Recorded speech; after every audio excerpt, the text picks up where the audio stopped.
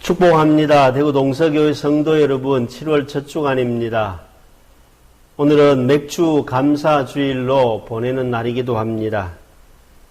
본문은 디모데후서 3장 1절에서 5절 말씀을 가지고 감시맨이 아니라 감사맨이 되라는 제목으로 함께 말씀을 묵상하려고 합니다. 달팽이는 90cm를 이동하는데 전진하는데 걸리는 시간이 17분이라는 글을 읽었습니다. 만약에 노아 방주를 완성하고 난 다음에 모든 생물들이 그 방주 안으로 들어가도록 성경에 기록되어 있는데 달팽이가 노아 방주 안에 들어가려고 하면 꽤나 많은 시간이 걸리고 노아가 그 달팽이가 들어오는 시간까지 기다린다는 것은 참으로 많은 인내를 필요한 거리였다라고 보여집니다. 그런데 만약에 그 방주로 들어가는 모든 생물들 가운데 거북이가 엉금엉금 기어가다가 달팽이를 발견하고 달팽이가 지쳐있는 모습, 조급해하는 모습을 보고 거북이가 달팽이에게 등을 내밀었다고 생각해 보십시다. 지쳐서 기력이 쇠해진 그 달팽이에게 거북이가 등을 내민다면 그 달팽이가 거북이 등에 뛰어오르면서 어떤 마음으로 어떤 소리를 외쳤을까요? 아마 여러분 각자의 마음과 생각이 외침의 소리가 다 다를 것입니다. 저는 이렇게 두 글자를 기록했습니다. 달팽이는 거북이 등에 올라타면서 야호라고. 그렇습니다, 여러분. 교회는 야호 하는 곳이어야 한다고 봅니다. 야호 한다는 것은 여러 가지 의미가 있습니다. 상징적인 의미가 있지만 우리가 산 꼭대기에 올라가서 정상에서 내가 올라왔던 그 내리막길을 돌아보면서 야호라고 외치면 그 산에서 다시 한번 내게 들려오는 메아리가 있습니다. 여러분 그렇습니다. 교회라는 곳은 오늘 우리의 마음속에는 메아리가 있는 울림이 있는 그런 공간이었으면 좋겠습니다. 그리고 멜로디가 있었으면 좋겠습니다. 음악적인 용어이지만 이 멜로디라고 하는 것은 소리의 높낮이나 소리의 길이나 리듬이 서로 잘 어울림이죠. 어울림이 있는 곳이 바로 메아리, 멜로디라고 할 수가 있습니다. 더 나아가서는 멜로우가 있었으면 좋겠습니다. 이 멜로우는 있게 하다, 부드럽다, 향기롭다라는 뜻이 멜로우입니다. 사랑하는 성도 여러분, 오늘 우리는 맥주 감사 주일을 보내고 있습니다.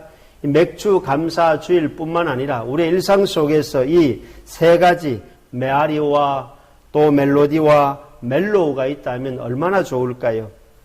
이스라엘 백성들의 일상 속에서 보리 농사를 짓는 사람들이 성경의 맥주 감사 주일을 절기로 지켜야 하는 그런 기간이었습니다. 집집마다 타작하는 타작 소리의 메아리가 있었습니다. 익어가는 보리단을 들고 성전으로 올라가면서 노래, 콧노래를 부르며 성전으로 올라가는 노래를 부르면서 보리단을 하나님 앞에 보리추수의 열매를 기쁘게 드리는 멜로디가 있었습니다. 그리고 가정마다 보리 농사를 짓고 난 다음에 우리 한국식으로 말하면 감주를 만들어서 시원하게 음료를 제작을 하고 더 나아가서는 보리빵을 부드럽게 구워서 어떤 의미에서는 또 양식을 위해서 가난한 이들의 나그네들의 양식을 위해서 보리쌀을 든든하게 메고 올라가는 멜로우가 있었던 것이 바로 과거 출애굽기에 나오는 이스라엘 백성들 전체의 맥주 감사 주일이었습니다. 오늘 저와 여러분은 이 맥주 감사 주일을 보내면서 본문에는 읽었던 디모데후서의 3장에는 메아리나 멜로디나 멜로우가 없는 고통을 당하는 이야기가 나옵니다. 고통을 당하는 이유를 저는 이 본문 말씀을 가지고 감시맨이 아니라 감사맨이 되라는 제목을 짓기까지 그 전까지는 이 본문 가지고 오늘 말씀 묵상하려고 하다가 제목을 영적인 19금 이야기라고 하려고 했습니다. 여러분 영적인 19금이 뭡니까? 어른이 되기 전에 성인이 되기 전에 미성년자들이 보거나 듣거나 행동하면 그것이 자기 인생에 위기가 오고 또한 자기 인생에 19금을 넘어가면 자기도 모르는 사이에 생각지도 않았던 감사할 일들이 생기는 것이 아니고 후유증이나 합병증이나 인생의 부작용이 생긴다는 사실 아니겠습니까? 오늘 본문에는 바로 메아리나 멜로디나 멜로가 없는 인간의 고통의 시작, 말세가 되면 사람에게 찾아오는 고통이 있다. 그 고통이 있게 되는 19가지 내용, 19가지 이야기가 있습니다. 그래서 19금 이야기죠. 우리가 영적인 고통을 당하게 되는 이유는 바로 19가지 금기사항을 내가 더 가까이 하기 때문에 그렇다는 사실입니다. 특별히 오늘 읽었던 본문 말씀 가운데 보면 7번째가 보면 말세가 되면 사람들이 고통하는 이유 가운데 하나가 뭐냐면 감사하지 아니하며, 뭐하지 아니하며요? 감사하지 아니하며 그랬습니다. 7번째 나오는 고통의 이유가 뭐냐? 감사하지 아니하며 했습니다. 우리가 일주일을 7일이라고 합니다. 주일, 월, 화, 수, 목, 금, 토 7일이 되죠. 사랑하는 성도 여러분, 우리는 한 주간 7일을 보내면서 하루에 한 가지씩 감사하는 이야기를 한번 찾아서 12살 나이 되었다면 감사한 이야기를 12번이나 반복해서 하루 고백한다면 60이 된 사람이 내게 예수 믿게 된 거 감사합니다 라고 고백한다면 하루에 60번씩 내가 예수 믿는 거 감사합니다. 예수 믿게 된 거 감사합니다. 예수 믿어서 감사합니다. 예수 믿어서 감사하다는 고백을 하루에 60번씩 하면서 7일 동안 우리가 그런 방법으로 하루에 한 가지씩 감사, 내 나이 숫자만큼 고백하고 산다면 아마 우리의 마음에 감사가 싹이 날 겁니다. 내 주변에 있는 사람들이 내가 그렇게 고백하는 이야기를 전해 듣고 사람들의 마음에 감사의 씨앗을 민들레처럼 뿌리고 전할 수가 있게 될 것입니다. 지난 주일 주보에 제가 기록한 글 가운데 보면 감사는 숨은 그림 찾기다 했습니다. 그렇습니다, 여러분. 감사는 찾아야 돼요. 신문이나 어떤 잡지책 가운데 숨은 그림 찾기가 심심풀이로 한 번씩 나옵니다. 이 숨은 그림 찾기를 잘하는 사람은요, 숨은 그림 찾기를 자주 반복해서 여러 번 해본 사람이요, 숨은 그림 찾는 요령을 터득하고 숨은 그림 찾기가 잘 찾아집니다. 감사도 마찬가지예요. 숨은 그림 찾기 하듯이 감사를 자주 찾는 사람, 감사 제목을 자주 찾아내는 사람이 감사하게 된다는 사실입니다. 그리고 뿐만 아니라 감사는 유물 발견이라고 했습니다. 사랑하는 성도 여러분, 유물은요, 땅에 묻혀 있으면 흙하고 똑같아요. 흙 속에 파묻혀 있는 돌멩이하고 다를 바가 전혀 없습니다. 그러나 그 유물이 발견이 되면 가치가 달라져요. 감사도 마찬가지예요. 감사도 내 마음속에 묻어두면, 감사도 내 입술 속에 나오지 아니하고 내 마음속에만 있으면 누가 감사하는 줄 알겠어요? 마음으로 감사, 입술로 감사, 몸들여 예배하며 감사, 물질로 감사하면 감사는 유물이 아니라 감사하면 파헤쳐짐이죠. 여러분, 유물 발견은 뭐예요? 파묻어둠이 아니라 파헤침이라는 겁니다. 할렐루야. 그렇습니다. 감사는 파묻어둠이 아니라, 파묻음이 아니라 감사는 파헤침이라는 사실이에요. 감사는 파헤치면 파헤칠수록 유물이 박물관에 가면, 유물이 드러나서 사람들의 눈에 띄기 시작하면 전 세계인들이 찾아와서 그것을 가치 있게 바라보는 유명한 물건이 된다는 사실. 그렇습니다. 감사는 파묻음이 아니라 파헤침. 오늘도 우리의 마음속에 묻어두었던 감사가 입술로 파헤쳐진다면 엄청난 인생의 가치가 올라가는, 내 인생의 브랜드가 높아가는 놀라운 역사가 저와 여러분 가운데 일어나게 될 줄로 믿습니다. 제가 오래전에 다육이 잎을요, 화분 흙 위에다 잘라서 몇 개를 올려놓고 잘 자라는가 또 번식하는가 한번 해보려고 처음 시도를 했었어요. 금년 봄이었어요. 그런데 그 다육이를 잘라서 작은 화분 몇 개 올려놓고 한참 지나고 난 다음에 제가 잘 크지도 않는 것 같아서 궁금해가지고 심어두었던 그 다육이를 뽑아서 잘랐던 잎을 한번 전체적으로 하나씩 다 들어보니까요, 제가 놀라운 사실을 발견했어요. 육안으로는 큰 것처럼 보이지 않는데 눈에 띄게 이 다육이가 번식하고 성장하지는 않는데 한참 지나고 난 다음에 그 다육이 잎을 하나씩 다 들어보니까 하나도 빠지지 않고 7개인가 그런데 그 다육이 밑에 뿌리가 하얀 뿌리가요 0.5mm 정도 뿌리가 하나만 나온 게 아니고 그 뿌리가 여러 개 옹기종기 모여서 다육이 잎 밑에 뿌리가 하얗게 내려 있는 걸 보고 깜짝 놀랐어요. 아하, 그렇구나. 다육이가 잎만 흙 위에 올려놓았을 뿐인데 하얀 뿌리가 하나가 나오는 게 아니고 여러 개의 뿌리가 내리고 있었다는 사실입니다. 왜 뿌리를 내릴까요? 다육이가 살기 위해서. 왜 뿌리 내린다가요?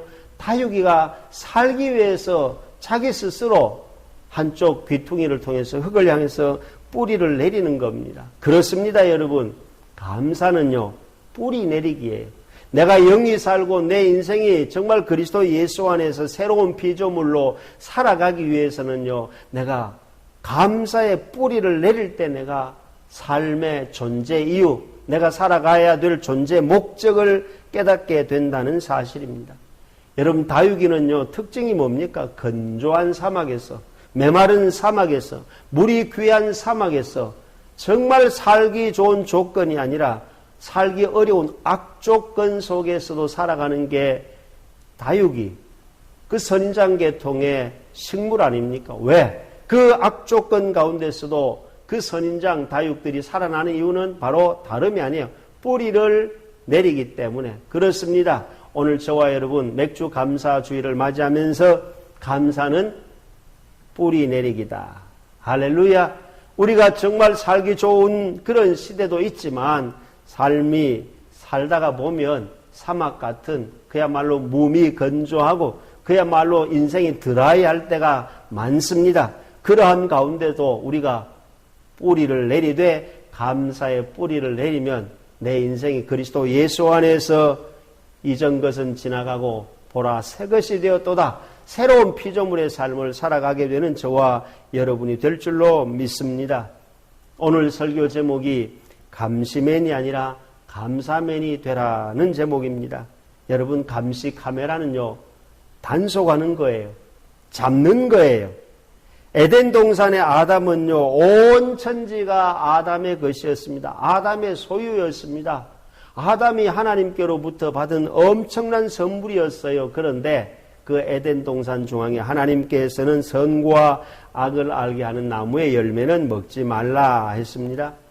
아담의 눈앞에 띄는 모든 것들이 감사해야 하는 그런 이유, 감사해야 될 물건, 감사해야 될 열매, 감사해야 될 것밖에 없었습니다.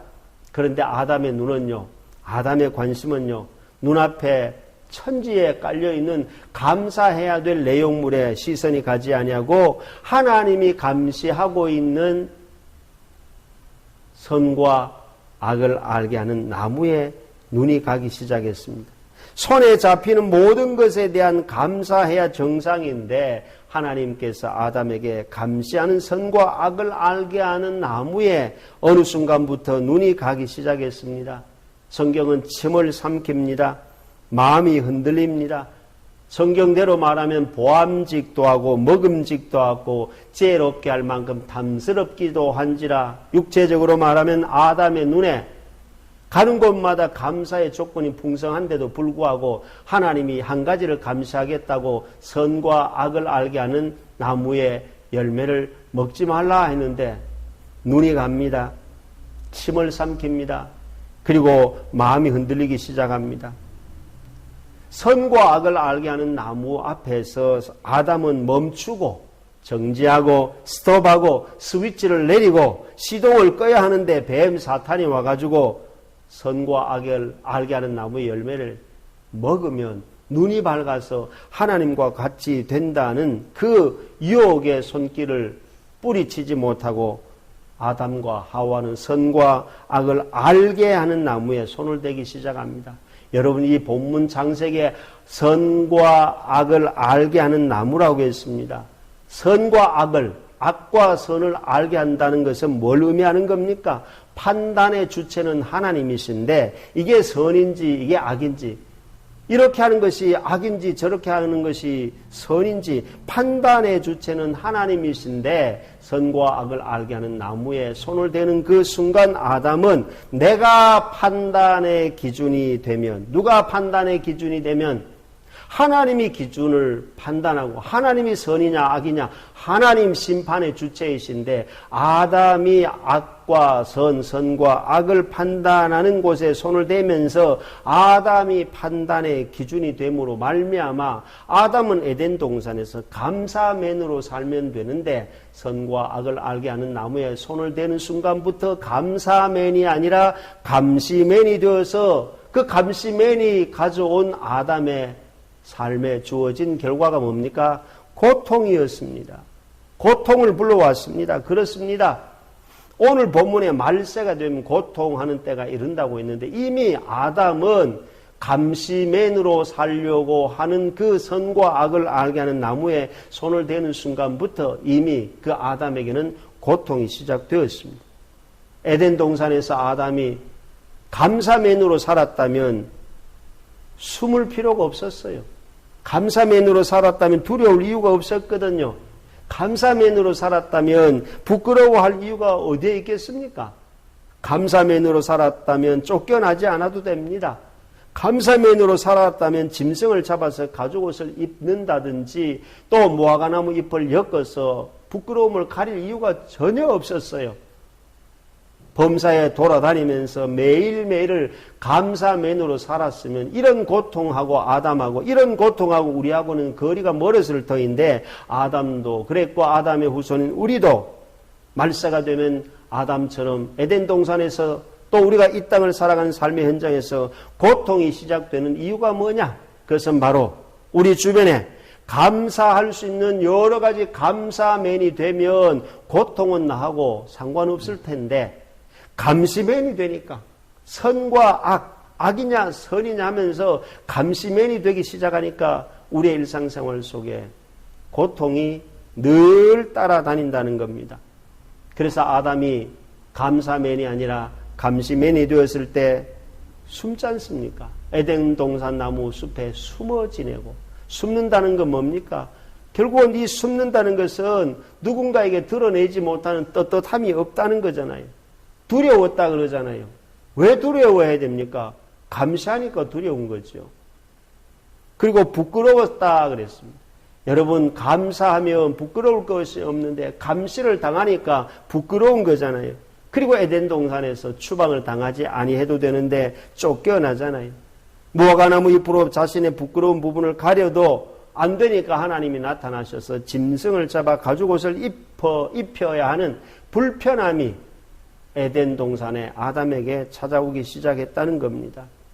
사랑하는 성도 여러분, 하나님께서는 2021년 7월 첫주 맥주 감사 주일을 통해서 우리에게 하시는 메시지가 있습니다. 범사에 감사하면 우리는 그리스도 예수 안에서 누가 뭐라 그래도 세상이 줄 수 없는 예수님의 평안을 누리고 살 수가 있습니다. 우리가 찬송가 가사처럼 살아계신 주 나의 참된 소망 걱정 근심 전혀 없네 사랑의 주내 갈 길 인도하니 내 모든 삶의 기쁨 늘 충만하네. 할렐루야. 그렇습니다, 여러분. 우리가 후반기를 맞이하면서 맥주 감사 주일을 맞이하면서 다시 한번 우리는 우리의 일상 속에 감사를 찾고 감사를 하는 감사맨이 된다면 내 삶의 모든 기쁨이 넘치게 될 터인데 선과 악을 알게 하는 그 나무에 다시 한번 내가 손을 대는 이것이 선이고 이것이 악이고 이것은 좋은 것이고 이것은 나쁜 것이고 내가 선과 악을 알게 하는 나무에 손을 대는 감시맨이 된다면 그때부터 우리는 삶의 기쁨은 줄어듭니다. 우리의 삶의 평안은 주름살이 생깁니다. 우리 인생에 그리스도 예수 안에서 살아가는 우리의 마음속에도 여전히 고통은 가중된다는 사실을 기억하고 후반기를 시작하며 맥주 감사 주일을 맞이하는 저와 여러분, 감사는 숨은 그림 찾기입니다. 감사를 찾으면 여러 가지 감사의 내용들이 보일 것입니다. 감사는 유물 발견하는 것입니다. 묻어둠이 아니라 파헤치면 감사가 훨씬 더 내 인생을 가치 있게 새롭게 만들어 줄 것입니다. 그리고 감사는 뿌리 내리기입니다. 감사를 뿌리 내리면 다육이처럼 건조한 사막 가운데서도 얼마든지 생존할 수 있다는, 살아갈 수 있다는 사실을 기억하고 오늘도 이 맥주 감사주일 예배를 통해서 저와 여러분 가슴 속에 범사에 무엇이라든지 누구를 보더라도 어떤 상황 속에서라도 감시맨이 아니라 감사맨이 된다면 우리의 일상 속에 하나님의 은혜와 평강이, 예수님의 그 놀라운 사랑이 저와 여러분 가운데 늘 넘치게 되는 감사의 주인공이 되시기를 예수님의 이름으로 축복합니다. 아멘.